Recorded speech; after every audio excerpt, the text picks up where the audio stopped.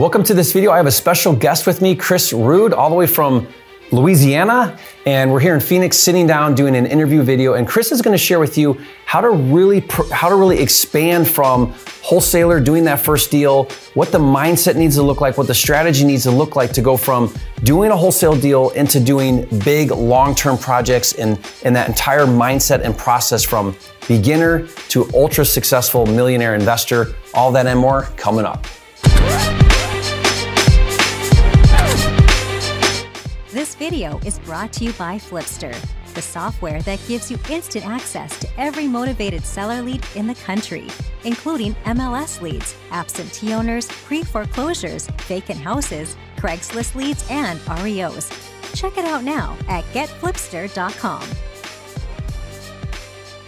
So Chris, how you doing? Good. It's nice to meet you finally. I've known of you and about you for a long time, and so thank you for taking time to sit down and do this video. I can't wait to share just the wealth of knowledge that you have in real estate investing. And I was telling you before we turned on the camera that a lot of the people watching my videos here on YouTube, they're into wholesaling, and a lot of them are working on that first deal, or or either that or transitioning into trying to create a business. And one of the things I talk about that you and I were talking about is how important it is to not just do only like the assignment of contract, or to not put your sights so low that that's all you're thinking about. And I've been really fortunate you have too, to start with wholesaling, because it's an amazing way to get your entry into the business, but then how to not get stuck kind of in that comfort zone maybe of just doing wholesaling, to branch out, to start to do capital, do bigger deals, other strategies. And you've done an amazing job. I can't wait to kind of talk through some of the things that you've done. But you, like me, started out wholesaling, like most people. Absolutely. So let's talk a little bit about what that looks like. How did you go from a wholesaler to then start doing all these big projects and these big deals that you're doing? Well, thank you for having me on, Jerry. You're welcome. You know, a lot of admiration for you. I've been knowing about you probably 5 years too. I knew we'd cross paths eventually. So, you know, you hit the nail on the head. Wholesaling, it could be a drug. A drug. Because it's great money. Yeah. I mean, where can you for low risk too. I don't know of a better business model where you can get into a business for the minimum amount of capital, but the maximum amount of gain and profits. I've never seen another business model that beats it. I don't either. So, and not even just that. That is the first thing, but a secondary thing of how awesome it is that it makes you the source of the deal. So it makes you control it, so you can wholesale it, you can take it down and flip it, or you can keep it as a buy and hold. And you created all the meat on the bone and get to decide where the meat on the bone goes. That's right. Give most of it to someone else, take a small piece, or keep it all yourself. Keep it all yourself. So I think I've been wholesaling I've been an investor for 15 years, real estate, but I didn't know about wholesaling until maybe 7 years ago. Okay, so you didn't start wholesaling. I started off with buy and hold. Buy and hold, okay. Yeah, so, you know, I was an entrepreneur. I had a big chain of quick lube, car wash, and mechanic shops in my town, like 4 locations, 33 employees. I did really well with that in my 20s. That took all my capital, and I was buying single family homes, but I didn't know how to go direct to seller. So I was buying them off of MLS, overpaying for them. Okay. Bought about $3 million worth of single family homes in 2010 to 12. And this is down south? Down south, yeah. I'm sorry, 2012 to 2014, the economy pulled back. We had an oil field crash. Oil went from $128 a barrel to $28 a barrel. So what did that do to your values on your rentals? Oh man, I was buying from realtors at 85, 90 cents on the dollar because I didn't know what I didn't know. I didn't know how to go direct sale. I didn't know about wholesaling. And all that little bit of equity I had evaporated. And in some cases, I was upside down. On your loans? And you know, frankly speaking. And what year was that? This is 2014. So the significance of 2014, like everybody's thinking, what's 14? 2008 didn't hurt me because I was in the South. Oil thrived in 2008. So that kept the job market up. Texas, Louisiana did really well. So you had a unique market condition that tanked your real estate market. Yep. That most people maybe don't relate to, but you do because it happened to you in Louisiana. Correct. And we went upside down on a lot of properties. How'd you manage that? What'd you do? Oh man. Did you lose them? No, I got out of them. I should have probably filed bankruptcy. I didn't because I wanted to keep my credit out of pride and just, you know, doing the right thing. So honestly, wholesaling saved me from going bankrupt. Did those properties, they were cash flowing? Did rents drop too? Rents dropped. Well, they all moved out. So everyone left. Yeah, I mean, because I had nicer $150,000, $200,000 houses that were worth, you know, like I said, it was 90 cents, 85 cents on the dollar. But most of the people in there were all field workers making 110, 120,000 a year. And paying rent easily. Easily. So then rents disappeared, they disappeared. So now you got all these properties and all vacant. So I started selling in a world of them. hurt. Yeah. Yeah, and I got to a point where I was losing about $20,000, $30,000 a month. Yeah. And my shops, my 4 locations, my quick lube, car wash, and all chain shops started losing revenue too, because I had all my fleet accounts were all field related. Yeah. So I was up shit creek with no paddle, to be honest with you. So, but Jerry, right around the same time, I found wholesaling on YouTube. Yeah. And then, you know, you guys know that wholesaling does really well, is inducive to a slowdown or, you know, an economic turndown. There's a lot of motivation in the marketplace. So by the grace of God, I was able to start wholesaling and covering my losses. Pay your debts. Yes, I wasn't making any money. I was making a bunch of money, but not making a bunch of money. Yeah, just clawing your way out of a hole. Clawing my way. I was paying my notes. And it was a scary time for me and my wife. And ended up just started slowly selling them off. I lost $45,000 on one house, 10 grand on another house, broke even on another, made $2,500. Ended up, you know, selling off that whole portfolio. It took me years. It took us probably 5-6 years to sell that portfolio off. And then I sold off all my shops too.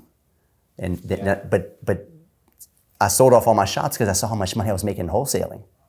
Yeah, but let me stop you for a second here, because there's something about this that I think is something that as an entrepreneur, a business owner, you have to have, and it's this grit.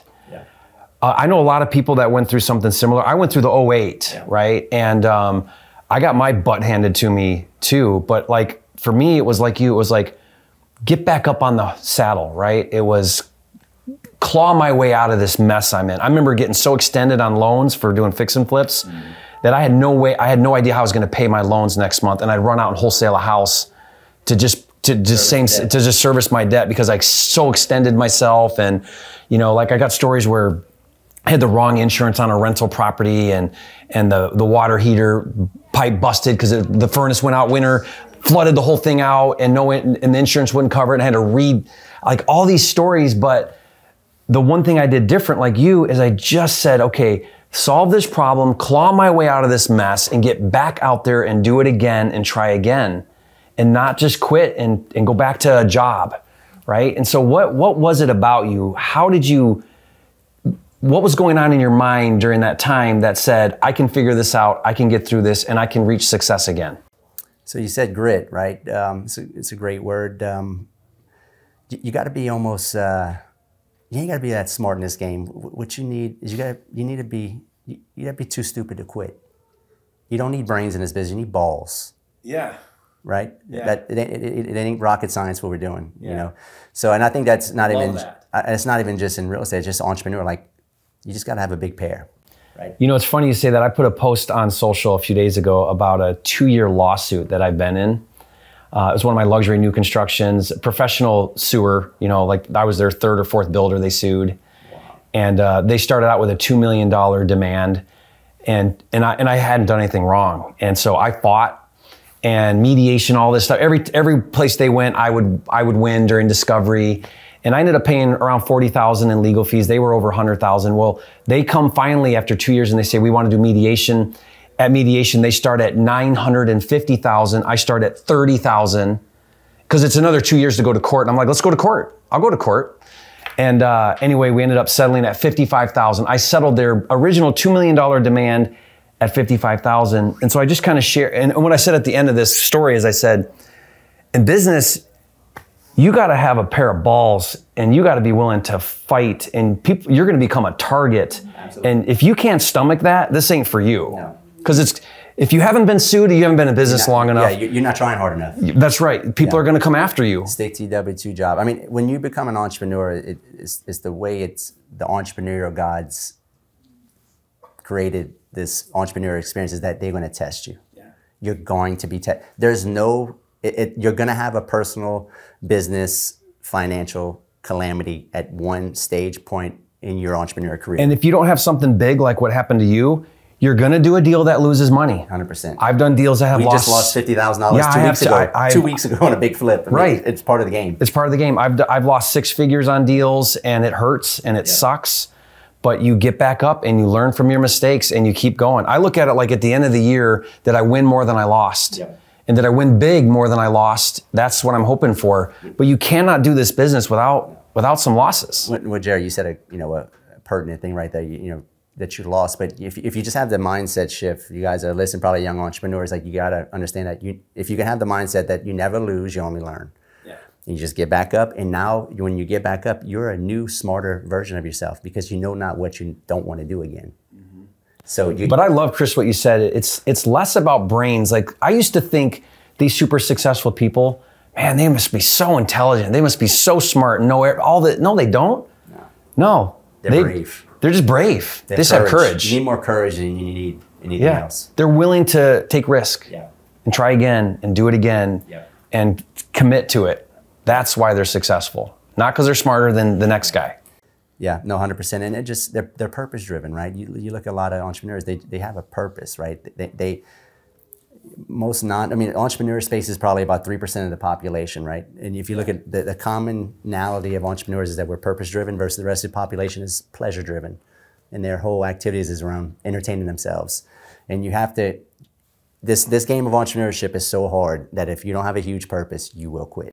Well, it's interesting, Chris, because I talk a lot to my audience and students that come through training programs and so on, and I'll get questions like, "Man, what do I do if I don't have $1,000 earnest money?" Or, I don't want to sign a contract if I don't know if I've got a cash buyer. And what I hear is, I want to do this business, I want to change my life, but I don't want to take any risk whatsoever. And you gotta risk at times. Now do smart risk, be strategic about it, but if you're not willing to put yourself out there at whatever level you're at, and you're never gonna get to that next level and the next level, because it's a stepping stone to go from small deals to big deals. That's right. And you wanted to, originally we talked about how to transition from low risk wholesaling into doing bigger things that are gonna have way more impact. Absolutely. And so wholesaling saved your business, saved your life. I think for me, it changed my life. I mean, I can't even imagine where I would be had it not been for wholesaling.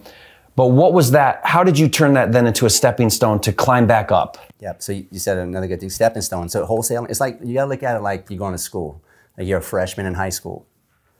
Wholesaling is you're a freshman. Your sophomore is raising money. Junior, you start fix and flip. Then you start making a bunch of capital. Senior, you start doing buy and hold. In that long-term assets, That if you do that order, that is the roadmap to being a professional real estate investor. I love that. I went to buy and hold first, not knowing how to do direct-to-seller marketing to capture enough equity. So it was a skip gradient. I missed the block, I missed the foundation. They build on one another. It's funny you say that. I went to dinner last night with one of my coaching students, doing really well. Did $450,000 in fix and flip, right? Kind of new out of the gate. And then he took some of that capital and he put $50,000 down and bought a rental property. And now he's telling me, he's like, I got $100 in my bank account right now because I'm waiting for my next flip to sell. And I said to him, and he's asking me, and I said, if you want my advice, here's my advice.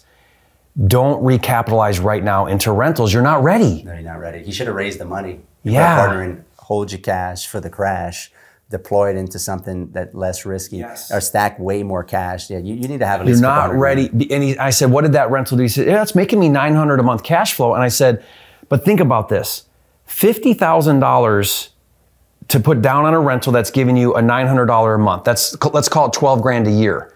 You know how to flip right now. You're learning, you're doing good. That 50,000 could be, that could be your secondary money because you can get hard money on most of it and let you do 2 more flips this year, that same 50,000, because you're going to use it twice, once 6 months and 6 months.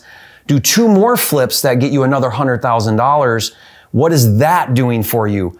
I got it. Rentals are great.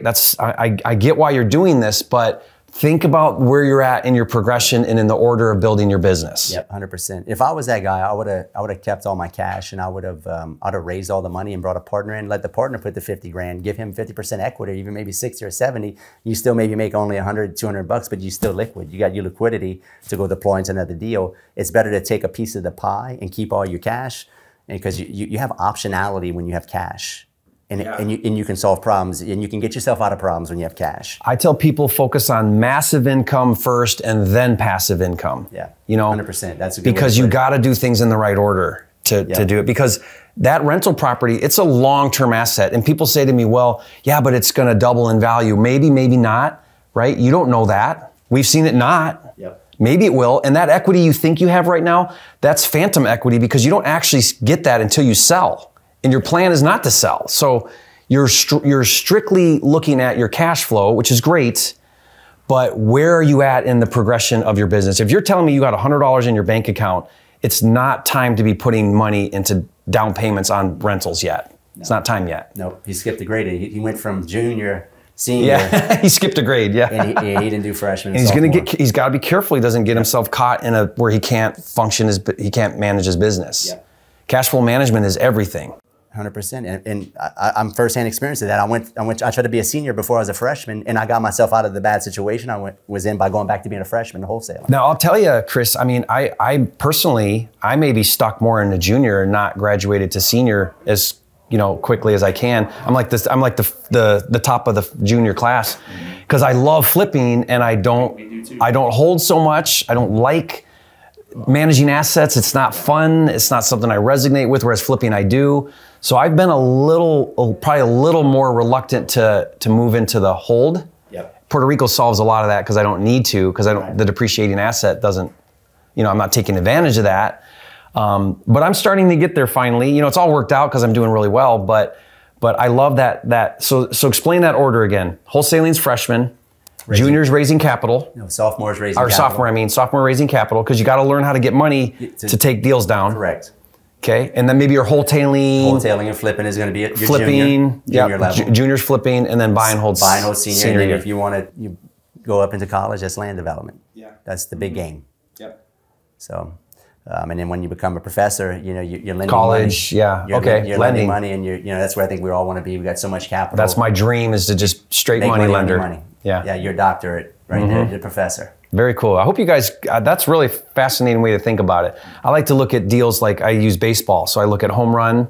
Those are the ones you keep. Yep. And then what I do is the singles, doubles, triples, wholesale those. Because it's not worth your bandwidth to tie up on a single, double, triple. No, I love that. I use the same analogy for like when me and my partners talk. Was it a home run deal? It's stand up double, Chris. Yeah, that's a good way to put it. But so for you, what's it looked like? Because you're wholesaling still apart, because that's what's great about sourcing deals is you can wholesale the ones you don't want. Right. You're flipping still. Yep. And then you've moved into an asset class on the hold, which is mobile homes. Mobile home parks. Mobile home parks, not just mobile homes, parks. Yeah, we own about 504 units, 17 parks, and we got into that asset class because I have a massive strategic advantage. For one, there wasn't a whole lot of eyeballs on that. The competition wasn't there yet. I got into it early, 4.5, 5 years ago, where not a lot of people even knew about it or weren't looking at it. Mm-hmm. I read an article by Warren Buffett talking about the wave of the future is affordable housing, and it resonated with me. He said, income's not keeping up with inflation, the baby boomers are retiring, we got too much student debt, kids aren't going to buy houses.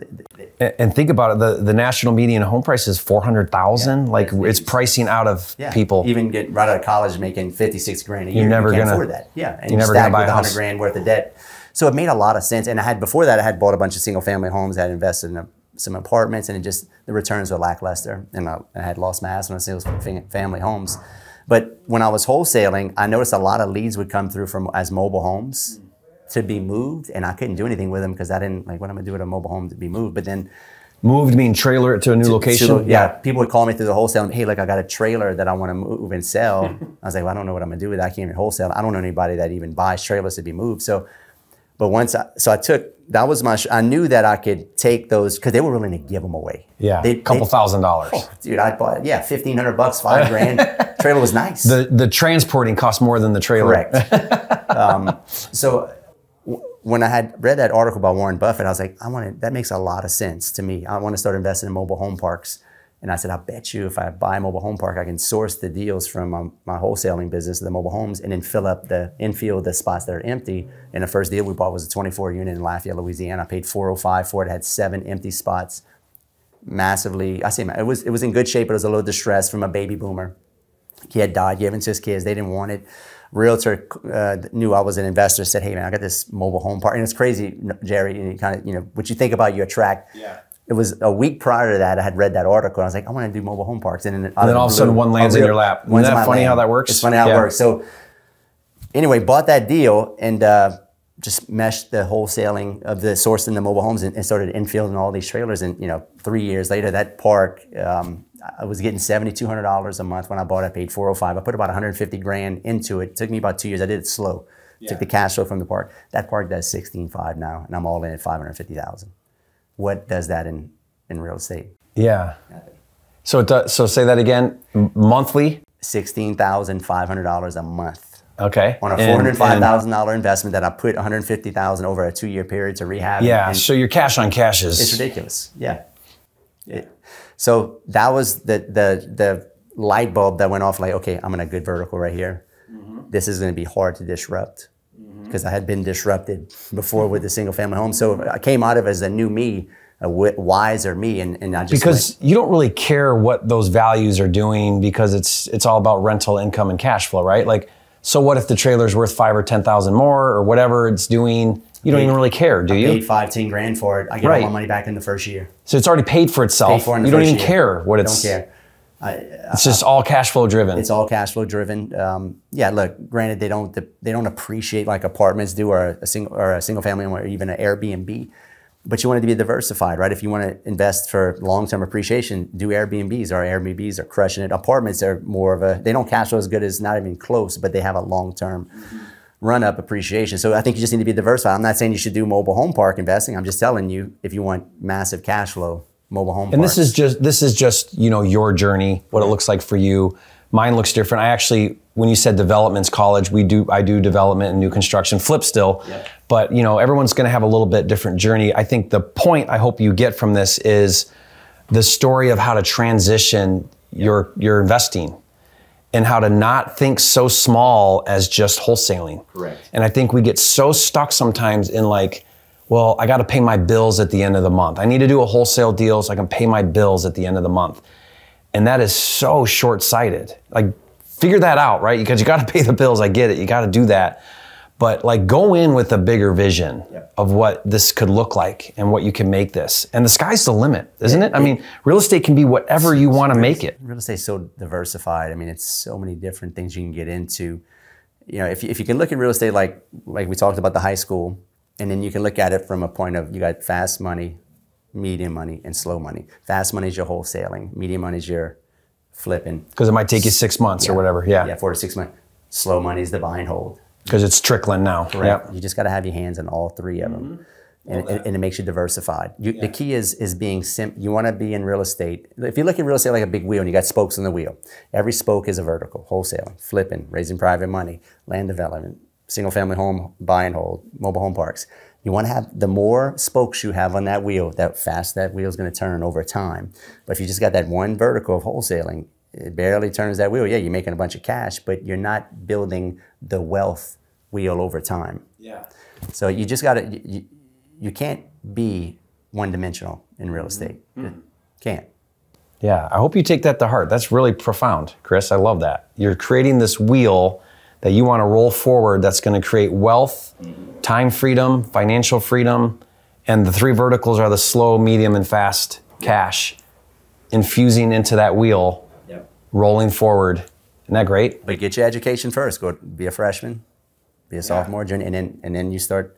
You know, it's like people will ask me all the time, well, how are you doing these luxury flips and some of these big things? Well, it's like I started 18 years ago doing $5,000 junker houses in Detroit. You know, like in the ghetto is where I started. Yeah. And I've just slowly progressed. It wasn't an overnight thing. It may seem like it to some people, but it wasn't. It was actually, I actually think people can do it 10 times faster than I did it if they just get the right education and make the right steps, whereas I didn't.